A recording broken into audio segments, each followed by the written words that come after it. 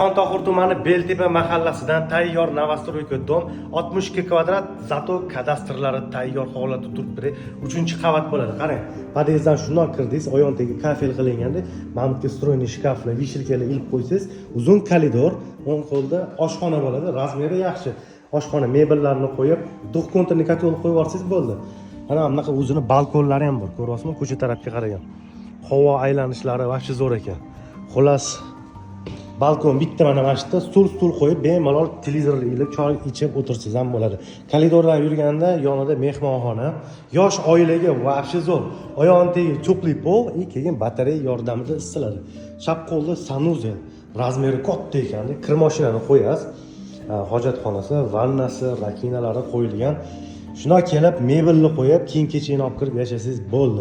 Bu yoq garderobli xona bo'ladi. Bu yoqga shkaflarni qo'yib, trimolarni qo'yib o'tirsangiz yoki bu yoqni bitta detskiy qilib qo'ysangiz, mana bu kattalar uchun yotoqxona, kravat bu yoqga tushsa, to'g'riga televizor. Xullas, Tohir tumani Beltepa mahallasida.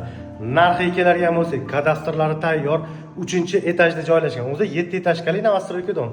Har bir kvadrat metri $1130 dan to'g'ri kelyapti. Umumiy narxi $70,000. 62 kvadrat metr.